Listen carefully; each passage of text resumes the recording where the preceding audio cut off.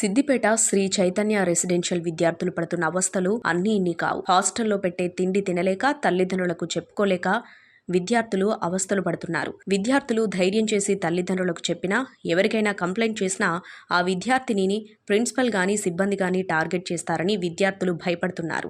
తమ పిల్లలకు నాణ్యమైన చదువు అందించాలని తల్లిదండ్రులు ఎంతో తపన పడుతుంటారు. వారు చేసే కష్టమంతా పిల్లల చదువుకు ఖర్చైనా పర్వాలేదని పెద్ద పెద్ద స్కూళ్లలో చదివించాలని చూస్తారు. నానా కష్టాలు పడి లక్షలు ఫీజులు చెల్లించి శ్రీ చైతన్య లాంటి పాఠశాలల్లో చదివిస్తే చదువు సంగతేమో కానీ హాస్టల్ ఫుడ్ విద్యార్థుల ఆరోగ్యంపై తీవ్ర ప్రభావం చూపుతుందని చెప్పొచ్చు. ఓ విద్యార్థి కడుపు నొస్తుందని పేరెంట్స్కు ఫోన్ చేస్తే హాస్టల్కు వెళ్లిన పేరెంట్స్కు దిమ్మ తిరిగినంత పనైంది. పిల్లలకు పెట్టే అన్నం మరీ దొడ్డుగా ఉండటంతో పాటు నాణ్యత పూర్తిగా లోపించి కనబడింది. ఇదేంటని ప్రశ్నించిన పేరెంట్స్పై సిబ్బంది, ప్రిన్సిపల్ జయ చిందులేశారు. దీంతో పేరెంట్స్ మీడియాను ఆశ్రయించారు. నిన్నటి రోజున మా అల్లుని తీసుకెళ్దామని సిటిజన్ స్కూల్ హాస్టల్కు రావడం జరిగింది. బైపాస్ రోడ్లో ఉన్న హాస్టల్కి నేను రావడం జరిగింది.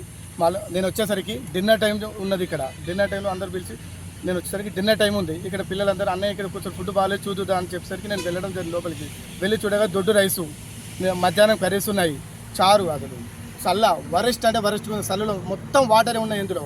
దీని అసలు పిల్లల బాధ ఉంటుంటే ఇక్కడ చూసారు కదా సార్, ఇక్కడ ఇంతమంది ఉన్నారు. చూసి నేనే ప్రెస్ అన్న వాళ్ళకి ఫోన్ చేయడం జరిగింది. వచ్చి ఇస్తున్నారు సార్, మీరే పిల్లల బాధ చూసారు కదా, అసలు పిల్లలు ఎవరికైనా చెప్పుదామంటే చెప్పొద్దని చెప్పడం జరుగుతుంది. వీళ్ళపై ఏమైనా చెప్తే మేము హాస్టల్ని తీసేస్తామని చెప్పడం జరుగుతుంది. పిల్లలు అసలు ఎవరికి చెప్పుకోలేకపోతున్న వాళ్ళ బాధ. అసలు ఇంతమంది పిల్లలు నేను పేరెంట్స్ నేను రావడం జరిగింది. ఇక్కడ రావైన పిల్లలు ఎంత బాధపడుతున్నా చూడండి సార్. ఒకసారి విజువల్ చూడండి, మీరే చూస్తే మీకే అర్థమవుతుంది. అసలు లక్షల ఫీజు కట్టి ఇంత వరచు పుట్టు పెట్టడం ఏందని చెప్పేసి నేను అడుగుతున్నాను. అలాగే ఈ శ్రీ చైతన్య స్కూల్పై ఉన్నతాధికారులు చర్యలు తీసుకోవాలని చెప్పేసి కోరుతున్నాను. తల్లిదండ్రుల సమాచారంతో సిద్దిపేట శ్రీ చైతన్య రెసిడెన్షియల్ హాస్టల్కు వెళ్లిన విద్యార్థులు తమ ఆవేదనను వెళ్లబుచ్చుకున్నారు. సాయంత్రం 5 గంటలకు ఇవ్వాల్సిన టీ స్నాక్స్ టైంకి ఇవ్వరని, అన్నం తినే ముందు ఇస్తారన్నారు. టీ స్నాక్స్ తినడం వల్ల భోజనం సరిగ్గా చేయలేకపోతున్నామని వాపోయారు. అలాగే భోజనంలో కూడా నాణ్యత ఉండడం లేదని పలుమార్లు సిబ్బందికి చెప్పినా మారుస్తామంటున్నారు, కానీ అదే తీరును కొనసాగిస్తున్నారని విద్యార్థులు తల్లిదండ్రులు చెబుతున్నారు.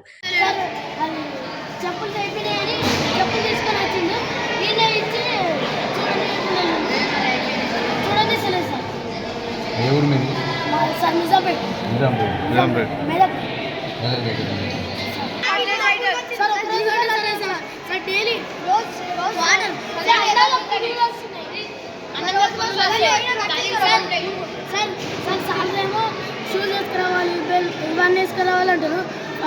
గార్డెన్స్కి వాళ్ళకి నవ్వాలంటారేమో సాలరీ ఏమో year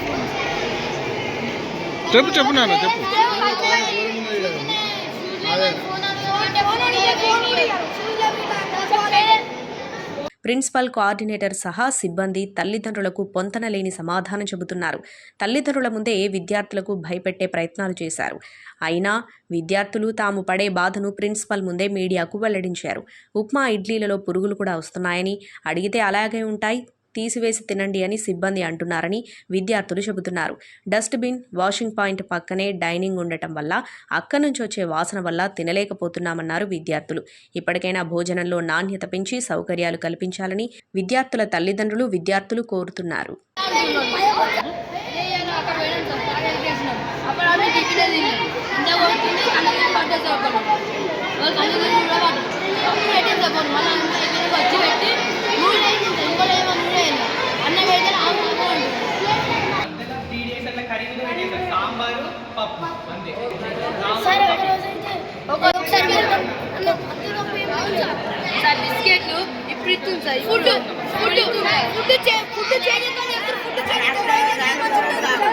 Hi everybody, this is Kiriti Damaraju. Like, share and subscribe to Saira TV. Oh, Saira!